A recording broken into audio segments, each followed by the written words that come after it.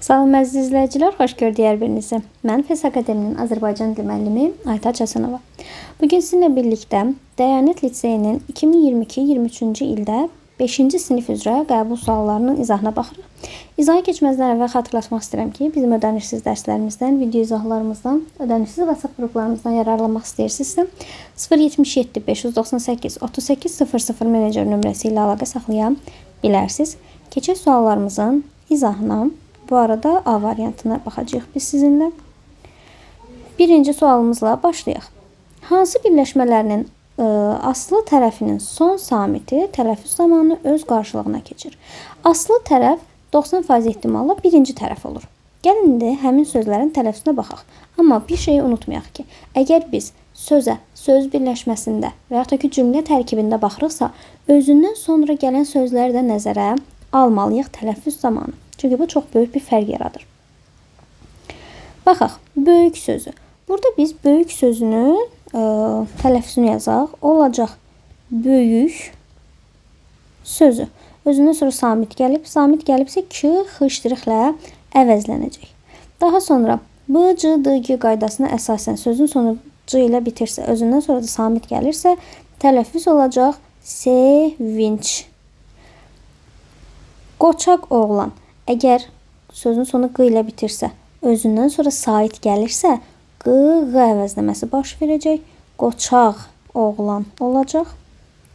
Əmlak ortağı burada elə olduğu kimi qalacaq. Heç bir tələffüzdə dəyişim baş verməyəcək.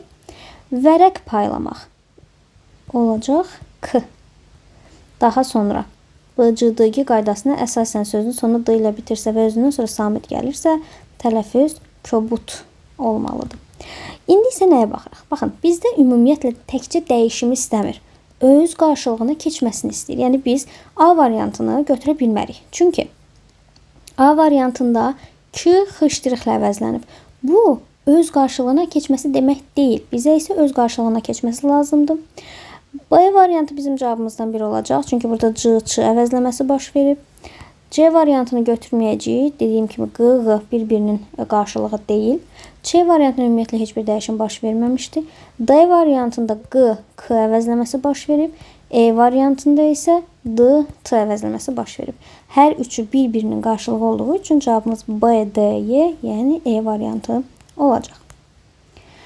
İkinci sual. Hecalara bölünmə baxımından uyğunluq pozulmuşdur. Burada qaynana sözündə heç bir problem yoxdur. Qaynana sözü doğrudan da elə bu formada hecalara bölünəcək. Əsəbləşdirmək sözündə isə yanlışlıq var. Çünki əsəbləşdirmək yox, əsəbiləşdirmək olmalıdır. Səhvin biri romb. Daha sonra narazılığımız olduğu kimi də düzgün formada bölünübdür. Səhvin biri də fəaliyyət sözündə olacaq. Çünki fəaliyyət yox, fəaliyyət formasında bölünməlidir. Yəni buradakı al hecası yanlış bölünüb. Sürpriz sözü də doğrudur. Cavabımız E variantı olmalıdır. Gizlətmir sözünün tərkibinə görə təhlil sxeminə uyğun gələn sözü tapın. Əvvəlcə biz burada gizlətmir sözünün tərkibinə görə təhlilini eləyəcəyik. Daha sonra bu sxemə uyğun gələn variantı seçməliyik. Gizlətmir sözündə sözün kökü gizləmək. Gizləmək sözündən gizlətmək. Mır, mir, mur, mür, maz, məz, daha sonra dım, dık, dik bu tipli şəkilçilər görəndə biz nə edirdik? Hər zaman onu 2 dənə qrammatik şəkilçiyə bölürdük. Çünki burada mir şəkilçisi yoxdur. Azərbaycan dilində bütövlükdə yoxdur. Buradakı m inkarlıq, ir isə indiki zaman şəkilçisi olacaq. Yəni burada 2 şəkilçinin birləşməsi sayılmalıdır bu mir. Demək ki, sözümüzün tərkibinə görə təhlili nədir? 1 leksik, 2 qrammatik. Və variantlardakı bütün sözlərdən təhlil eləyəcəyik və hansı sözdə yenə də 1 leksik, 2 qrammatik varsa bunu seçəcəyik. Baxaq, çoxdankıdır sözündə çox sözün kökü dan leksik, ki leksik, dır isə qrammatik şəkilçi olacaq. A variantı bizim gizlətmir sözünün sxemi ilə uyğun gəlmədi. Bizə lazım olan sxem baxın bu formada olacaq. Daha sonra yoxlatdıq sözündə, yoxlatmaq sözündə uşaqlar yadda saxlayın ki, yox sözü ilə yoxlamaq sözü arasında heç bir əlaqə yoxdur. Yəni siz sözün kökünü yox götürə bilməzsiniz. Olacaq yoxlamaq, yoxlatmaq. Bayaq dediyim kimi dık şəkilçisini görəndə nə edirdik? 2 dənə qrammatik şəkilçiyə ayırırdıq. Çünki burada d, di, du, du keçmiş zaman şəkilçisi. Q isə şəxs sonluğudur. Elə cavabımız B variantı olacaq. Amma hər ehtimala gəlin digər variantlara da baxaq. Gözlətdik sözündə göz sözün kökü lə leksik, t leksik. Çünki yadda saxlayın, gözlətmək, daha sonra başlamaq, bunların kökü qəribə səslənsə də göz və baş sözləridir. Gözləməkdən gözlətmək dik şəkilçisində də eyni şəkildə 2 dənə qrammatik şəkilçiyə ayıracaq. 2 leksik, 2 qrammatik olmaz. Dinləyicilər sözündə sözün kökü dinlə, dinləyicilər. Uyğunsuzdur sözündə uymaq, uyğun, uyğunsuzdur olacaq və baxdıq ki, digər heç bir variant gizlətmir sözü ilə uyğun gəlməyəcək. Cavab oldu elə B variantı. Cümlələrin birində sifət öz sualına cavab vermir. Yəni sifət necə, cür, hansı sualına yox, başqa bir nitq hissəsinin sualına cavab verir. Burada cavabımız olacaq D variantı. Çünki xoş niyyət çirkini də gözəlləşdirir. Normalda çirkin sifətdir. Əlamət bildirir. Necə, cür sualına cavab verir. Amma cümlə tərkibində kimi gözəlləşdirir? Çirkini. Demək ki, sifət burada öz sualına yox, ismin sualına cavab verir, isimləşmiş sayılacaq. Burada çox zaman şagirdləri çaşdıran baxın elə B variantıdır. Çox şagird burada B variantını götürür. Çünki düşmən sözünü sifət bilirlər. Amma yadda saxlayın. Düşmən sözü isimdir, sifət deyil. Burada kim sualına cavab veribsə, elə düzgündür. Yəni isimdir və ismi sualına da cavab verir. Baxaq, qoca bağban, necə bağban öz sualına cavab verir. Daha sonra böyük sıxıntı, necə sıxıntı, böyük biclik, hansı biclik və ya ki, necə biclik. Burada heç bir problem yoxdur. Sifətlər öz suallarına cavab verəcək. 5-ci sual, hansı sözdən sonuncu şəkilçini çıxarsaq, sözün başlanğıc forması alınır. Əvvəlcə gəlin sözün sonuncu şəkilçilərini tapaq. Burada sonuncu şəkilçimiz dir şəkilçisidir. Dik şəkilçisində 2 daha doğrusu qrammatik şəkilçi var. Dimdə 2 dənə qrammatik şəkilçi var. Kimyəvi sözündə ümumiyyətlə şəkilçi yoxdur. Qanadlandı sözündə də d qrammatikdir. Yerdə qalanlar isə leksik şəkilçi olacaq. Baxaq indi burada nəyə? Biz nə istəyirik? Sonuncu leksik şəkilçini, ümumiyyətlə sonuncu şəkilçini çıxaraq və sözün başlanğıc forması alınsın. Başlanğıc forma nə idi? Kök və bütün leksik şəkilçilərin daxil olduğu hissə. Biz başlanğıc formaya qrammatik şəkilçi daxil edə bilmərik. Baxın, dir şəkilçisini çıxarsaq, başlanğıc forma alınacaqmı? Xeyr, alınmayacaq. Çünki burada bir qrammatik şəkilçi qaldı. Bizə lazımdır ki, sonuncu şəkilçini çıxaranda orada heç bir qrammatik şəkilçi qalmasın. Q-nu çıxarsaq, yenə də qrammatik şəkilçi qalıb. D-də ümumiyyətlə çıxarılmalı şəkilçi yoxdur. C-də də. M-nu çıxarsaq, yenə də qrammatik şəkilçi var. Bu demək ki, bu sözlərin heç birində biz başlanğıc formanı ala bilmədik. Amma qanadlandı sözündə sonuncu şəkilçini çıxarsaq, yerdə doğrudan da elə bizim sözümüzün başlanğıc forması qalacaq. Çünki qanadlandı sözünün kökü və leksik şəkilçisi bizim başlanğıc formamıza daxil oldu. Cavab E variantı. Amonim sözlərdən neçəsinin məna tayları eyni nitq hissəsinə aiddir. Biz bilirik ki, amonim deyilişi və yazılışı eyni, mənaları isə bir-birindən tamamilə fərqli olan sözlərə deyirik və amonimlər həm eyni nitq hissəsinə aid ola bilər, həm də fərqli nitq hissələrinə aid ola bilər. Bizdən isə eyni nitq hissəsinə aid olanları istəyir. Baxaq, olacaq biri dən sözü. Çünki dən sözü quşlara verilən yem olaraq dən isimdir. İnsanın saçına düşən dən yenə də isimdir. Eyni nitq hissəsində işlənibdir. Kök sözü olmaz. Çünki kök sözü həm isim, həm sifət kimi işlənə bilər. Qitə sözü olacaq. Qitə coğrafi termin və yaxud da ki, ədəbiyyatda şeir növü, şeir janrı olanda da hər ikisində biz onu isim götürəcəyik. Demək ki, qitə sözü bütün mənalarında isim sayılacaq, eyni nitq hissəsinə aid olacaq. Surət sözü elə özünü götürəcəyik. Surət sözü bir riyaziyyatda termin kimi işlənir, bir də ədəbiyyatda termin kimi işlənir. Hər ikisində də olacaq isim. Say sözü həm feil, həm isim kimi işlənir, olmaz. Bəstə sözü həm isim, həm sifət kimi işlənir. Vergi sözü yalnız və yalnız isim kimi işlənəcək. 2 mənası var, ikisi də isimdir. Keçirmək sözünün də 2 mənası var, ikisi də feildir. Görək neçə söz oldu? 5 söz. Cavab olacaq D variantı. 7-ci sualımıza baxaq. Frazeoloji birləşmələrin qarşılıqları hansı variantda düzgün verilmişdir? Birincisi aman verməmək, ikincisi get-gələ salmaq, Üçüncüsü gözünün odunu almaq. Başlayaq ən rahat olanla. Gözünün odunu almaq qorxutmaq deməkdir. Baxın, A variantı olmaz, D variantı olmaz, E variantı olmaz. Qaldı B və C variantları. Çünki ikisində də üçdə qorxutmaq var. İndi gəlin baxaq görək. Burada şagirdləri çaşdıran məqam mürgüləmək. Yadda saxlayın. Gözünün acısını almaq mürgüləmək deməkdir. Gözünün odunu almaq qorxutmaq deməkdir. Yəni ona görə A variantını qəti şəkildə götürə bilmərik. Qaldı aman verməmək və get-gələ salmaq. Bu iki variantdan B-dən və C-dən ən uyğun olacaq C variantı. Çünki aman verməmək incitmək deməkdir. Get-gələ salmaq süründürmək deməkdir. Gözünün odunu almaq da bayaq dedik ki, qorxutmaq deməkdir. 7-də cavab C. 8-ci sual. Hansı sözün izahı verilməmişdir? Burada 4 sözün izahı verilib və burada da 5 dənə söz var. Bizə lazımdır ki, hansı sözün izahı yoxdursa həmin sözü tapaq. Qorxu hissi doğuran zəhimli, vahiməli olacaq heybətli. C variantının izahı var. Dolambac və dolaşıq yollarla olan tikili olacaq labirint. E variantında da var. Xasiyyət, adət, vərdiş. Az işlətsək də şakər sözüdür. 2 və ya daha çox tərəfin razılığı ilə bağlanmış saziş, razılaşma, müqavilə. Cavabımız oldu D variantı. Eksponat sözünün burada mənası verilməyib. Bəs eksponat nədir? Sərgidə, muzeydə nümayiş olunan hər hansısa bir əsər, əşya və s. Bunun mənası yoxdur deyə cavabımız olacaq D. Hansı cümlədə sifətin azaltma dərəcəsinə aid olan nümunə verilib? Cavabımız E variantıdır. Ağımtıl sözünə görə. Bəs niyə digər variantlar ola bilmir? Çünki A variantında xırdaca sözü sifətin azaltma yox, çoxaltma dərəcəsindədir. Çünki cacə çoxaltma dərəcəsinin xüsusiyyətidir, göstəricisidir. Çox az yemək yeyirdi. Yenə də çox. Çox nədir? Elə çoxaltma dərəcəsidir. Biraz daha artırıbdır. İnsan gərək açıq fikirli olsun. Açıq fikirli, yadda saxlayın, açıq sözüdür, tünd sözüdür. Bunlar yalnız və yalnız rənglə işlənəndə dərəcə mənası bildirər. Açıq fikirli, burada açıq, yanında rəng yoxdur. Əgər rəng yoxdursa, mən bunu adi dərəcəli sifət götürəcəm.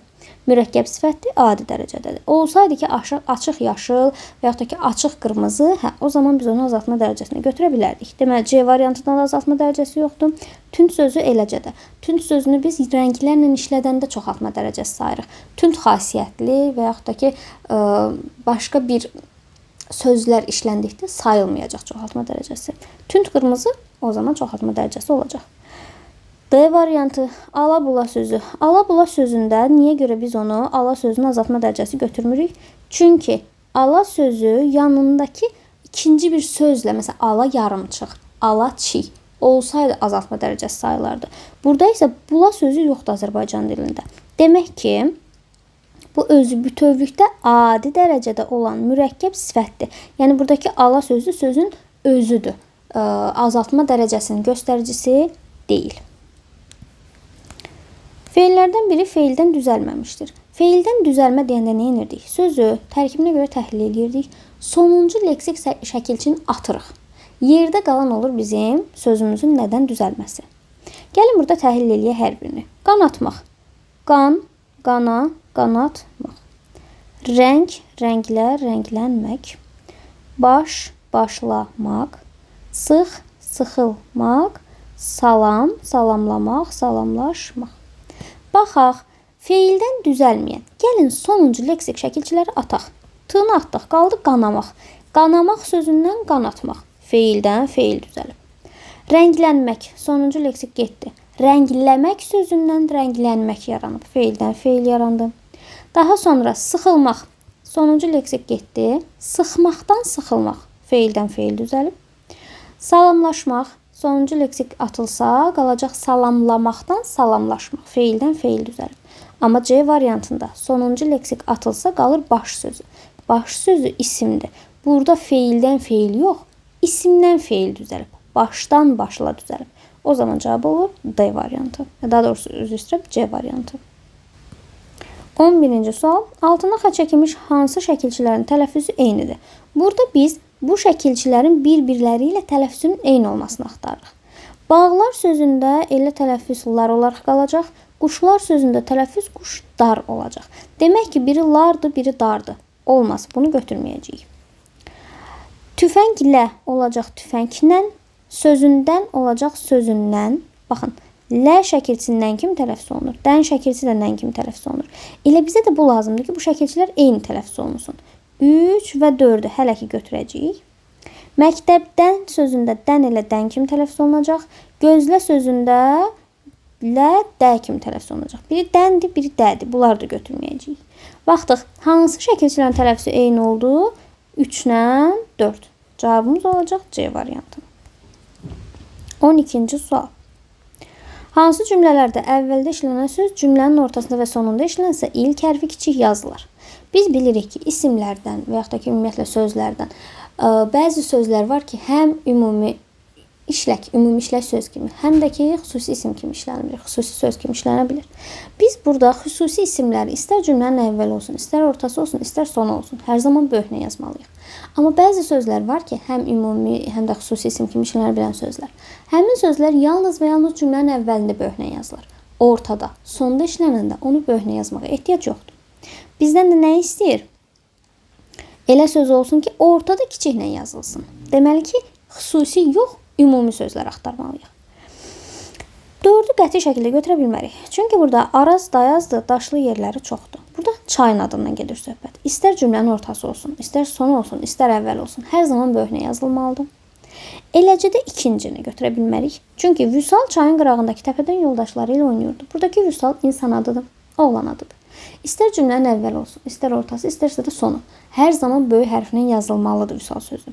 Amma birinci və üçüncü cümlədəki Kamal və Azərbaycanlı sözləri cümlənin ortasında və sonunda gəlsə kiçiklə yazılacaq. Çünki Kamal xəzinəsi insan övladının bizə qoyduğu ən zəngin xəzinədir cümləsindəki Kamal ağıl, kamal mənasında işlənir. Kamal sözü, yəni ağıl sözü ümumi isimdir, ümumi sözdür. O zaman biz onun cümlənin ortasında böhnə yazarıqmı? Qəti şəkildə yazmarıq. Azərbaycanlı sözü də ümumidir. Yadda saxlayın. Əgər Azərbaycan sözü olsaydı təkdir deyə xüsusi isimdir və böhnə yazılmalıydı hər zaman. Amma Azərbaycanlı, Azərbaycanda bir nəfər Azərbaycanlı yaşamır ki, minlərlə, yüzlərlə, hətta milyonlarla Azərbaycanlı var. Ona görə də biz Azərbaycanlı sözü, ümumiyyətlə milliyyəti bildirən sözləri kiçiklə yazmalıyıq. Cümlənin əvvəlində gəldiyi böyükdür. Amma ortada və sonda gəlsəydi kiçiklə yazılacaqdı. Cavabımız 1-3 A variantı. Sözlərin tələffüzü ilə bağlı uyğunluğu müəyyən edin. Saiti səhv verilən söz, samiti səhv verilən söz. Baxaq, məxfi. Məxfi sözünün tələffüzü məxvi olmalıdır. Demək ki, burada samit səhv verilib. Yazırıq 2-yə.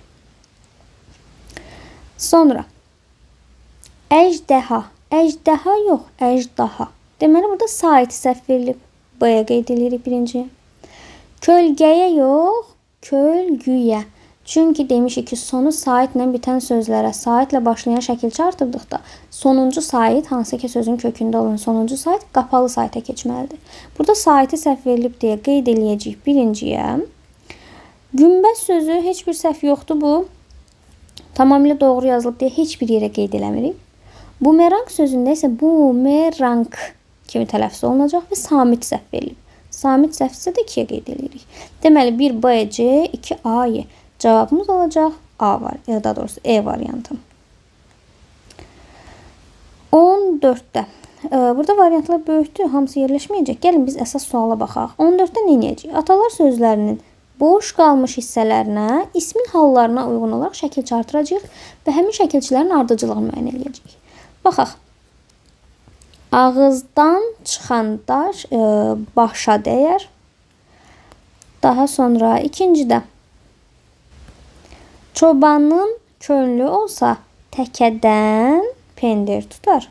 Söz var dağa çıxardar. Söz var dağdan endirar. Gəlin ardıcılığa baxaq. Çıxışlı hal, yönlü hal. Daha sonra B-də yəli hal, çıxışlı hal. C-də isə yönlü hal, çıxışlı hal. Variant olaraqsa biz götürəcəyik B variantını. Burada çünki hər biri bizim qeyd elədiyimiz formada yazılıb. 15-ci sual. 15-ci sualda biz Əvvəlcə hansılar o, hansılar a ilə yazılmalıdır, onları qeyd edəcəyik. Daha sonra hansılar uyğunsuzdursa onu seçəcəyik. Uyğunsuz nədir? Yəni deyək ki, bura a ilə yazılıbsa, biz onu burada qeyd etməliyik. Uyğunsuz olan budur. Hər birinin tələffüzünü, daha doğrusu hər birinin saitini qeyd edəcəm. Ən sonda isə cavabımızı seçərik. Apostrof sözü o ilə yazılar, kompot sözü o ilə yazılar, diktafon sözü o ilə yazılar. Daha sonra şifoner sözü o ilə yazılmalıdır. Bloknot sözü o ilə yazılmalıdır. Sonra yerdə qalanlar isə, məsələn, filarmoniya a ilə yazılmalıdır. Pansiyon a ilə yazılmalıdır. Pedagogika a ilə yazılır. Samavar a ilə yazılır. Və ekskavator a ilə yazılır. Gəlin görək səhv olanlar hardadır? Baxın, o, bu düzdür. O-nun altında, a-nın altında. Baxaq, filarmoniya sözü ilə diktafon sözünün yerləri səhvdir. Çünki filarmoniya a ilə yazılırsa, digər hissədə qeyd olunmalıdır. Deməli, biz 2-ni götürməliyik, bunların yerini dəyişdirməliyik. Sonra kompot sözü düz yazılıb, samavar sözü səhv yazılıb, samavar sözü a ilə yazılır deyə digər tərəfdə. Şifoner sözü də əksinə digər tərəfdə yazılmalıydı. 2, 4 və 5. Ekskavator sözündə də, bloknot sözündə də yanlışlıq var. Yerləri səhv yazılıb. 2, 4, 5 cavabımız olacaq D variantı. 16. Qarşılığı səhv verilmiş, köhnəlmiş söz hansı variantdadır?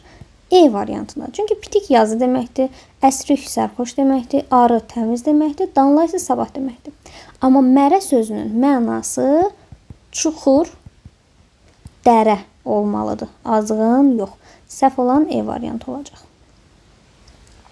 17-ci sual. Hansı cümlədə keçmiş zamanda olan feil işlənib? Gəlin bir-bir feillərə baxaq. Görək harda keçmiş zamanda olan feil verilib. Nümayiş etdirirlər. Ir, ir, ur, ür. İndiki zaman. Sonra bilirdilər. Bilir.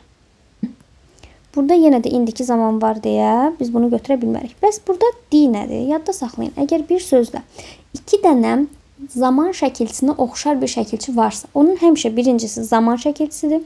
İkincisi isə idinin, imişin qısaldılmışıdır, isənin qısaldılmış ola bilər. Yəni biz burada dini, elə harda di görürsə onu keçmiş zaman götürə bilmərik.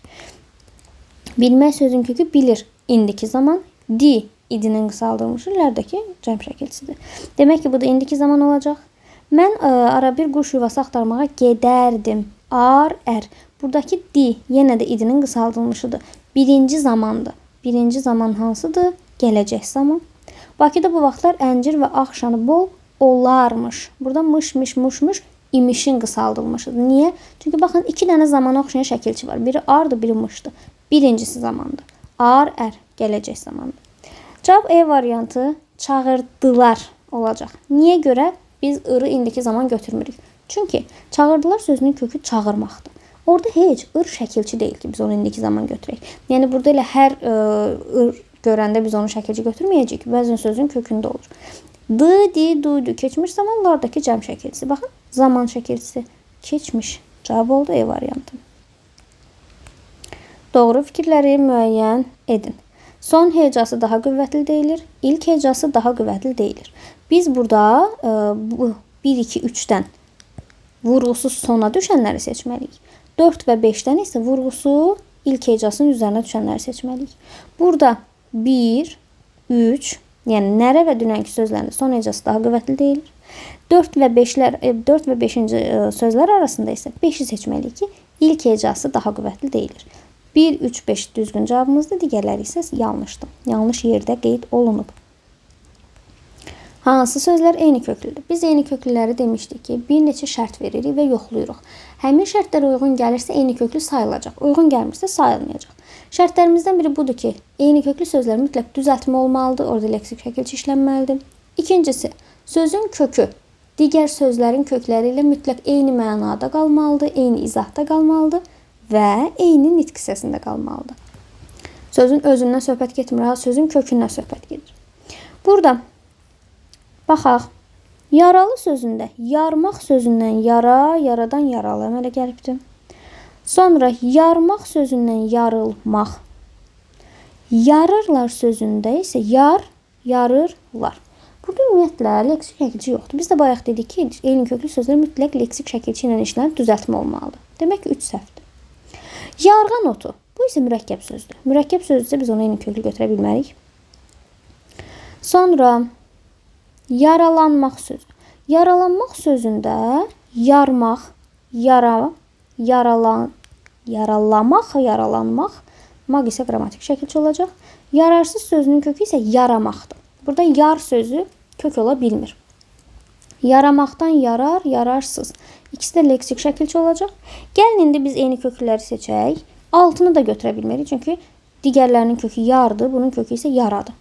1, 2, 5 bütün şərtlərə uyğundur. Hamısı düzəltmədir. Hamısının kökü yarmaq feilidir və mənası da elə yarmaq. Yəni nə isə yarmaq mənasındadır, eyni qalıbdır. 1, 2, 5 bizim düzgün cavabımız olacaq. Uyğunsuzluğu müəyyən edirik. Görək səhv hardadır. Birinci söz verilib, ikinci onun qarşısında sinonimlər, üçüncü isə həmin sözün antonimi verilməlidir. Burada uyğunsuzluq olacaq A variantında. Çünki azadlıq sözü isimdir. Müstəqillik sözü isimdir və azadlıqla müstəqillik bir-birinin sinonimidir. Bu düzdür. Amma asılı söz sifətdir. Biz antonimlərə, sinonimlərə belə bir şərt vermişdik ki, birinci söz hansı nitq hissəsindədirsə, onun ardıcan gələn istər sinonim olsun, istər antonim olsun, o da həmin nitq hissəsində qalmalıdır. Burada isə ikisi isimdir, amma digəri sifətdir. Deməli, antonimi düzgün qeyd olunmayıb. Yerdə qalan hər biri düzgün qeyd olunub. 20-də cavab. Burada mətnimiz qeyd olunub. Mətni də oxuyub vaxtı daha da aparmaq, yəni uzatmaq istəmirəm. Ona görə keçək bir dəfəlik suallarımızın izahına. Mətndə nöqtələrin yerinə uyğun gələn ifadəni müəyyən edin. Gəlin tapaq mətnimizdəki nöqtələrin yerini. Baxın, bir gün sərkərdənin qan aldırmaq fikrində olduğundan padşah bu işlə məşğul olan təbib yanına çağırıb ona gen, bol xələt və ənam verəndən sonra tapşırır ki, sərkərdə damardan qan aldırmağa gələndə zəhərli neşlərdən yararlansın. Baxaq, burada olacaq nə? Padşah neynir? Əvvəlcədən xəbər tutur ki, sərkərdə qan aldırmağa gələcək. Əvvəlcədən xəbər tutmaq nədir? Duyuq düşən. Deməli, burada olacaq ki,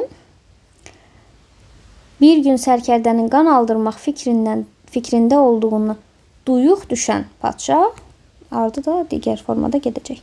Demək ki, cavab C. Xəbər tutmaq demək, duyuq düşmək. Hansı atalar sözü mətndəki əsas fikirlə səsləşir? Cavabımız olacaq E variantı. Nə əkərsən, onu biçərsən. Burada təbib neynədir? Zəhərli neşlərlə sərkərdəni yaraladı, öldürdü və ardıcan da həmin o zəhərli neşlərlə özü öldü. 23. Mətndə nədən söhbət getmir? A variantı səhvdir. Niyə görə? Çünki təbib köməkçisinin hökmdardan çoxlu xələt və ənam alması yoxdur. Bu, təbibin özü idi ki, həkimdən, daha doğrusu hökmdardan xələt alırdı, çoxlu ənam alırdı.